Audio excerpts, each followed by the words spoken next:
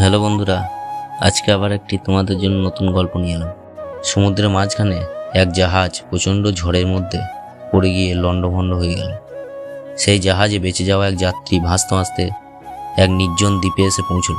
জ্ঞান ফেরার পর প্রথমেই সে ভগবানের কাছে প্রাণ খুলে আশীর্বাদ আদায় করল তার জীবন বাঁচানোর জন্য এবং ভগবানকে ধন্যবাদ দিল। প্রতিদিন সে দ্বীপে তীরে এসে বসে থাকত, যদি কোনো জাহাজ সেদিকে আসে সেই আশা, কিন্তু প্রতিদিনই তাকে হতাশ হয়ে ফিরে আসতে হতো।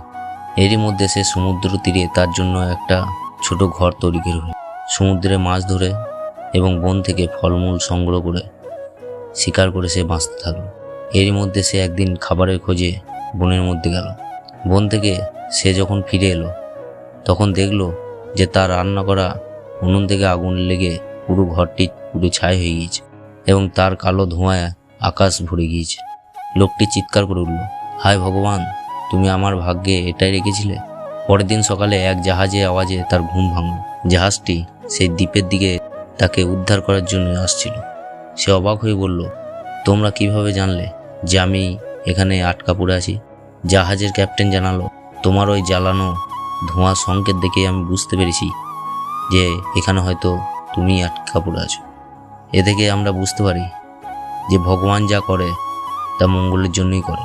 আপনি প্রশ্ন করতে পারেন, যখন বিপদ আসে তখন ভগবান কিভাবে মঙ্গল হয় বা মঙ্গল করে? তখন কোনো না কোনোভাবে আপনার মঙ্গল হয়, কিন্তু আপনি সেটি বুঝতে পারেন না। অর্থাৎ সবসময় ভগবানের কাছে ভরসা রেখে এগিয়ে চলুন। নিশ্চয়ই তিনি যা করেন তা ভালোর জন্যই করেন। একবার এক ইঁদুর লক্ষ্য করল যে বাড়িতে ইঁদুর মারার ফাঁদ পাতা রয়েছে। সে খুবই ভয় পেল। ফাঁদটি অকেজো করার জন্য সে ওই বাড়িতে থাকা মুরগির সাহায্য চাইল। মুরগি ঘটনা শুনে জবাব দিল, ফাঁদটি আমার কোনো ক্ষতি করতে পারবে না, অতএব আমি এখানে কোনো সাহায্য করতে পারবো না। মুরগির কাছ থেকে এই উত্তর শুনে ইঁদুর খুব দুঃখিত হলো এবং ছাগলের কাছে গিয়ে সাহায্য চাইল। ছাগল ফাঁদের কথা শুনে বলল, ওই ফাঁদ বড়দের জন্য নয়, আমি এখানে তোমাকে কোনো সাহায্য করতে পারবো না। ইঁদুর ছাগল থেকে একই উত্তর শুনে দুঃখিত হয়ে গরুর কাছে সব কথা শুনে গরু বলল, ইঁদুরের ফাঁদ আমার মতো বড় প্রাণী কোনো ক্ষতিই করতে পারবে না। যে আমার কোনো ক্ষতি করতে পারবে না তাকে নিয়ে আমি কেন বৃথা চিন্তা করব? ইঁদুর শেষ পর্যন্ত নিরাশ হয়ে তার ঘরে ফিরে এলো।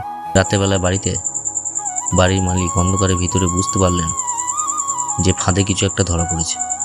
অন্ধকারে ফাঁদের কাছে হাত দিতেই উনি হাতে কামড় খেলেন এবং দেখলেন ফাঁদে ইঁদুরের বদলে সাপ ধরা পড়েছে। তার চিৎকারে বাড়ির লোকের ঘুম ভেঙে গেল। তাড়াতাড়ি ডাক্তার ডাকা হলো। চিকিৎসা শুরু হয়ে গেল, কিন্তু অবস্থা মোটেই ভালো না। ডাক্তার এসে দেখে রুগীকে মুরগির স্যুপ খাওয়াতে বললেন। স্যুপের জন্য বাড়ির লোকজন মুরগিকে জবাই করে দিলেন। অবস্থা আস্তে আস্তে আরও খারাপ হতে লাগলো। দূর দূরান্ত থেকে আরও অনেক আত্মীয় স্বজন আসতে লাগলো।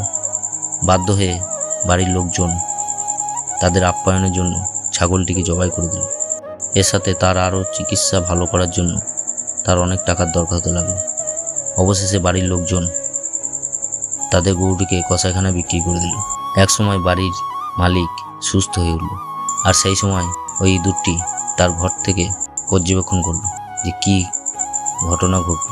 আর এই ঘটনা থেকেই আমরা শিক্ষা নিতে পারি যে কেবল নিজের চিন্তায় যে মগ্ন, নিজের স্বার্থ ছাড়া অন্য কিছু বোঝে না, তার বিপদকালে কেউই এগিয়ে আসবে না।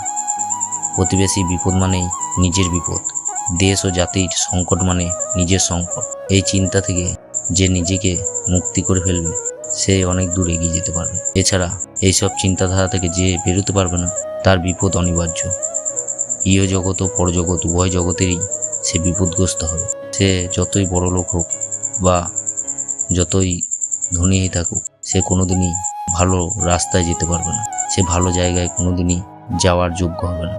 তাই আমাদের সবাইকে নিজের মানসিকতা ও নিজের মনোভাবকে ভালো সুন্দর করে গড়ে তুলতে হবে, তাহলে আমরা জীবনে অনেক দূর এগিয়ে যেতে পারবো। আজ এই পর্যন্তই।